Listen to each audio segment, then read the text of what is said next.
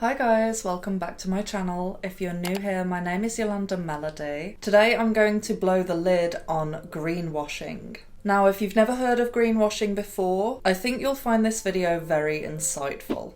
Over the years, people have become a hell of a lot more health conscious, and because of this, the demand for cleaner and simpler ingredients has increased dramatically. Not just for what we put into our bodies, but what we actually put on our skin.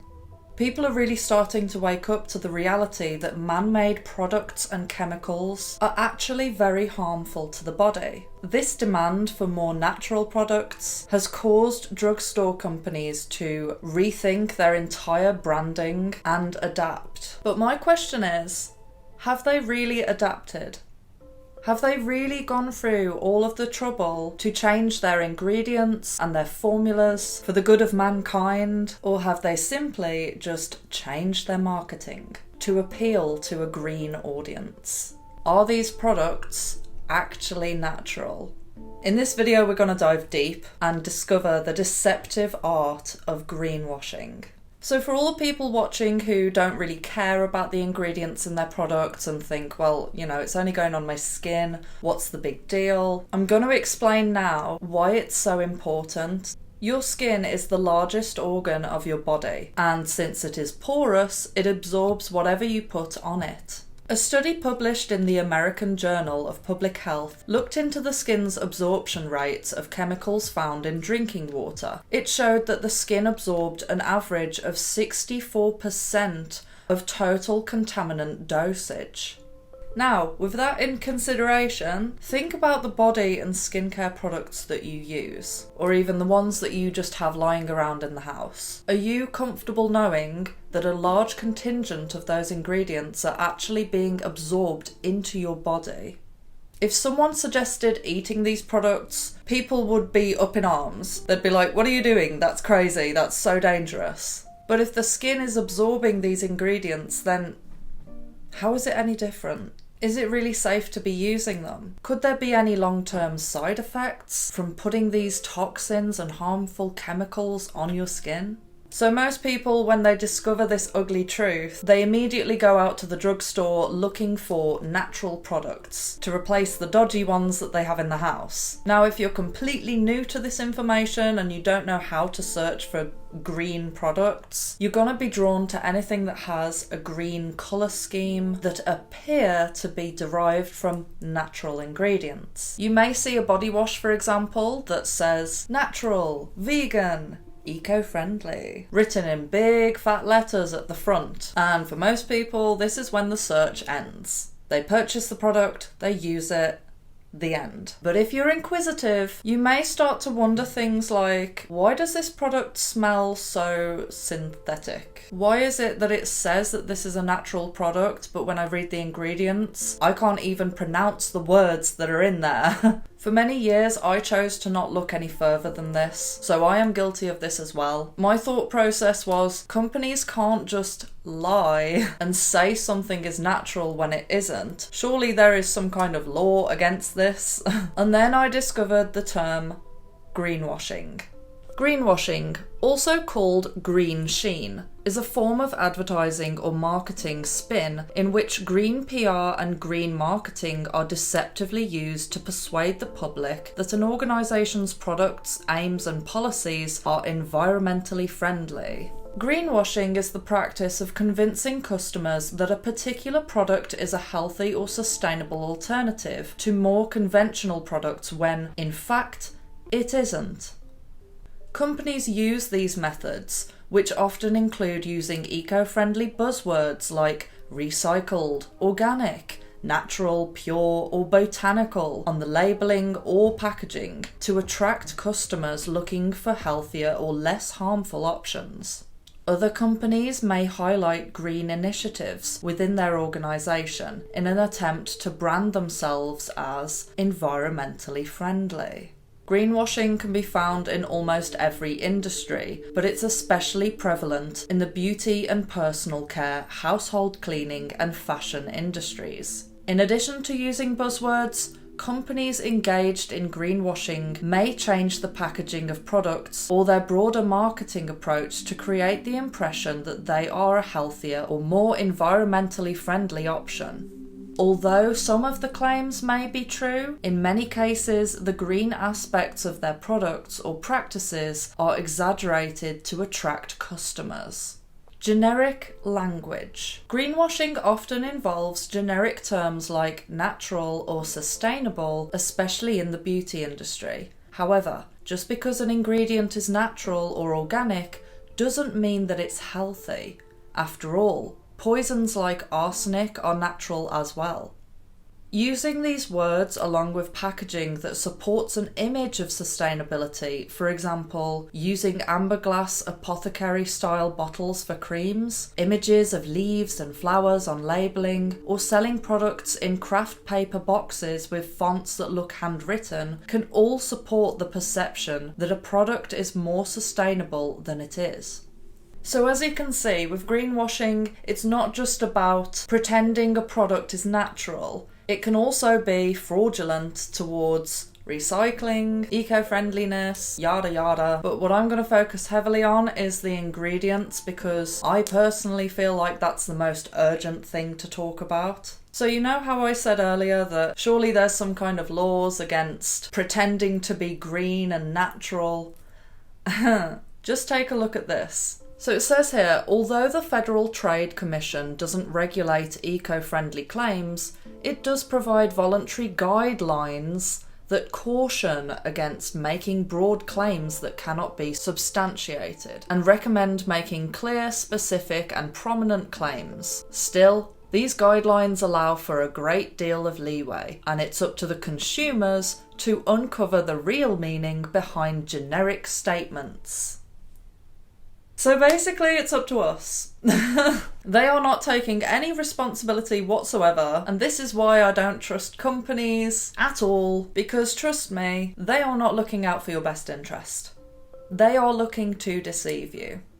That is the truth. Let's dive a little deeper. So I clicked the link for the voluntary guidelines to try and find out, what are these guidelines? So you may have seen on some products that on the ingredients list or somewhere on the packaging it says free of, and then it lists a load of ingredients that it doesn't contain because people have started to find out that these ingredients are toxic. But just have a look at this. It says here that marketers can make a free of claim for a product that contains some amount of a substance if the product doesn't have more than trace amounts or background levels of the substance, or the amount of substance present doesn't cause harm that consumers typically associate with the substance, and if the substance wasn't added to the product intentionally. To me that sounds very sus, because nowadays any authoritative figure can turn around and say this product is not harmful or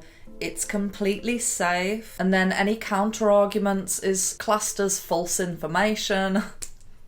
Such as fluoride, which I am going to do a video about very soon. But can you see in these guidelines, there is definitely room for leeway. So to give you guys a better idea of what I'm talking about, I'm going to use a product as an example. This product that I'm about to show you is a very good example of greenwashing. So here you see a body wash by the brand Original Source. The product itself is green, which I think is completely intentional. If you look at the design, it actually looks like a plant pot with leaves coming out. Some people might not spot that straight away if they're just walking in the supermarket, but this will have a subliminal effect on your subconscious. You'll look at that and you'll think, oh, that's a natural product. And then you see in big, massive letters, tingly, mint and tea tree. And then directly underneath it says 100% natural. Fragrance. So you see how the fragrance part is smaller and more pushed to the back, but a person who's passing by in the supermarket will just see 100% natural.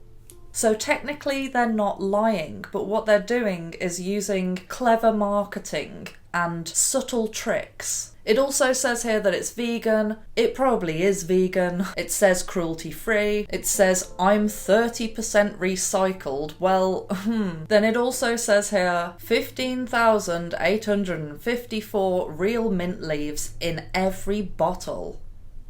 Well, that's great. So a person who's not looking at the ingredients will just think, okay, the main ingredients are tea tree and mint leaves, because 15,000 and something is a lot of mint leaves. So let's have a look at the ingredients, shall we? But before I read the ingredients, I just want you to be aware that with ingredients lists, the highest volume is always going to be at the top and the lowest volume is always going to be at the bottom. So with most products, the vast majority of the product is actually water, and it's usually always at the top. But for some reason with ingredients, they call it aqua. That's another thing that they do. They use different words for certain ingredients that are less commonly known. So with this product, the top ingredient, as we expect, is aqua. The next ingredient is sodium lauryl sulfate. This can be found in most shampoos and soap, I believe, and anything that foams. So the purpose of this ingredient really is to create foam, because people like foam. But as of recently, sulfates have actually come under the radar as a toxic ingredient. So we're already starting off on a bad foot with this product. Let's just put it this way. I will not touch a shampoo that has sulfates in, because it has been known to damage people's hair, and it is in most shampoos. So the fact that this is in a body wash, it's not going to do the best for your skin.